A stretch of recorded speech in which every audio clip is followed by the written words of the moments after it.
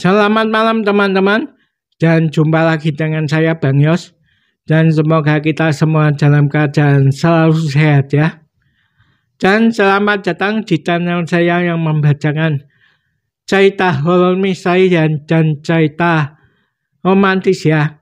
Semoga cerita yang saya buat ini bisa menjadi referensi atau ide bagi teman-teman membuat film atau animasi atau penulis buku novel ya.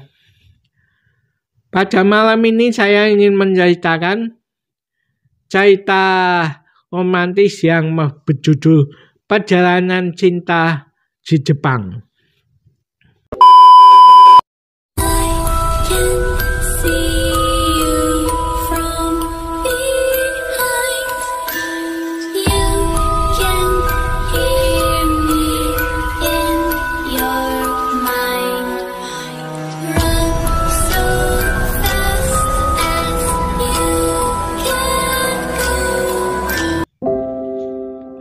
Di tengah gemerlap kota Tokyo yang penuh dengan cahaya neon, terdapat dua jiwa yang saling terikat oleh benang-benang takdir.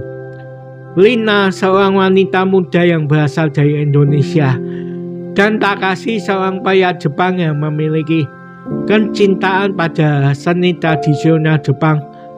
Perjalanan cinta mereka dimulai di sebuah galeri seni di pusat kota.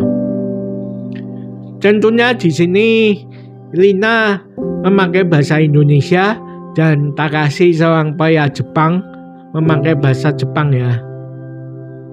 Tapi di sini saya sudah menulis dengan bahasa Indonesia semua ya, walaupun Takashi yang ngomong ya teman-teman. Kalau ini difilmkan atau dibukukan, bahkan difilmkan ya, ini Takashi seharusnya memakai bahasa Jepang ya. Kisah ini mungkin ada lucu-lucunya juga ya teman-teman, karena mereka perbedaan bahasa ya. Lina yang tidak bisa bahasa Jepang dan Takashi tidak bisa bahasa Indonesia ya. Saya lanjutkan ya teman-teman. Halo, saya Takashi, sapa pria itu sambil memberikan senyuman lembut. Lina tersenyum meskipun dia tahu bahwa bahasa Jepangnya terbatas. Hai, saya Lina, ucapnya dengan ramah. Takashi hanya mengangguk, memahami bahwa bahasa mungkin menjadi hambatan. Namun, dia merasa ada sesuatu yang lebih dalam. Mereka mulai berbicara dengan bahasa tubuh dan ekspresi wajah, menciptakan bahasa sendiri yang lebih universal. Setiap seni yang dihasilkan oleh Takashi memiliki cerita, dan Lina bisa merasakannya melalui pandangan matanya. Di antara karya-karyanya, ada satu lukisan yang menggambarkan dua burung melintasi langit biru yang cerah. Dia menunjuk lukisan itu dan bertanya pada Lina, "Apakah kamu percaya takdir?" Lina tersenyum. Iya, itulah yang membuatku ke sini. Sambil ekspresi ya. Ya, itu yang membuat aku di sini. Takashi mengerti bahwa meskipun kata-kata tidak selalu cukup, kehadiran mereka satu sama lain menjadi bahasa yang paling indah. Mereka menjalani perjalanan bersama, mengeksplorasi keindahan Jepang dan kuil-kuil kuno hingga taman-taman yang dipenuhi dengan bunga sakura.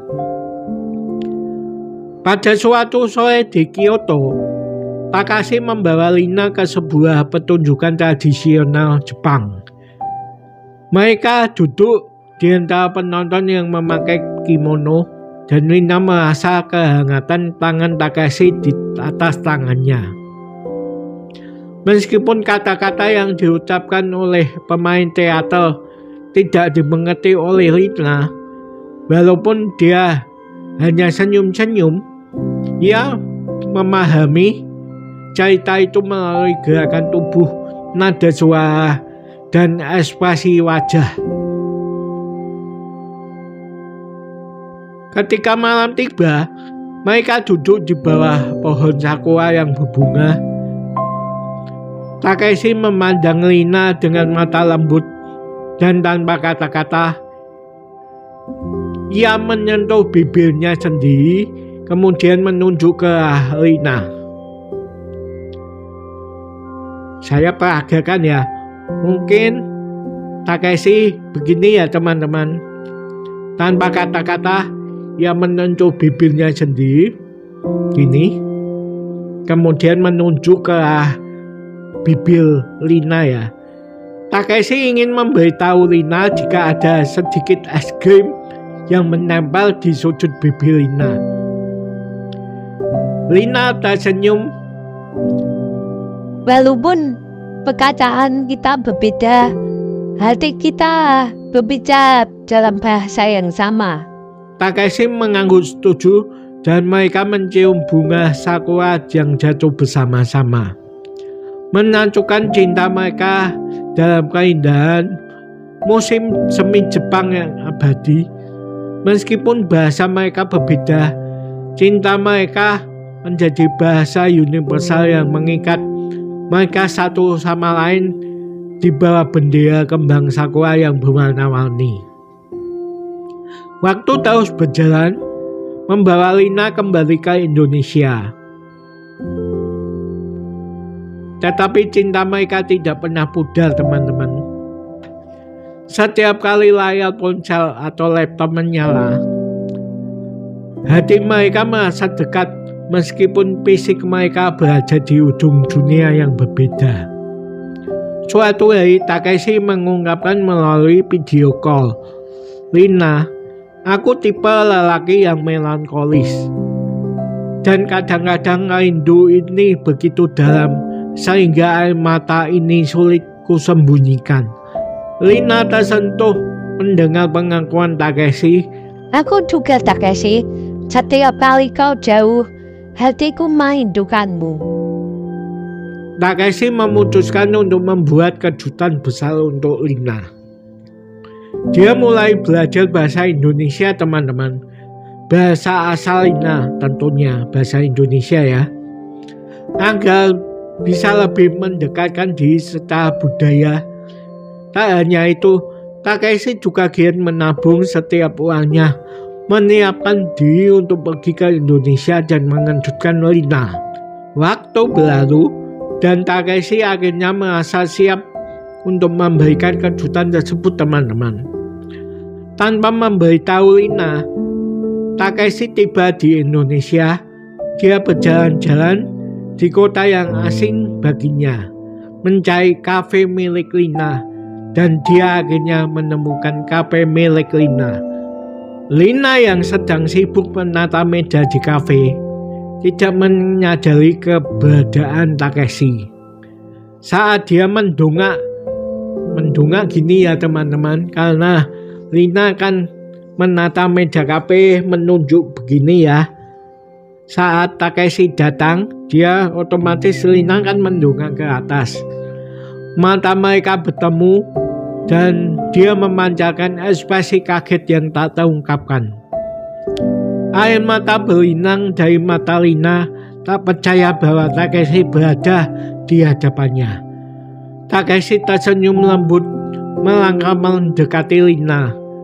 Lina, aku ingin membuat kejutan besar untukmu.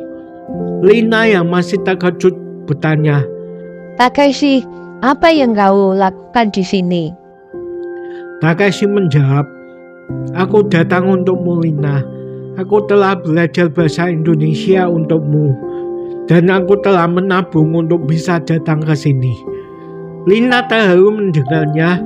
Takeshi kemudian berlutut di depannya, mengeluarkan kotak kecil dari saku bajunya.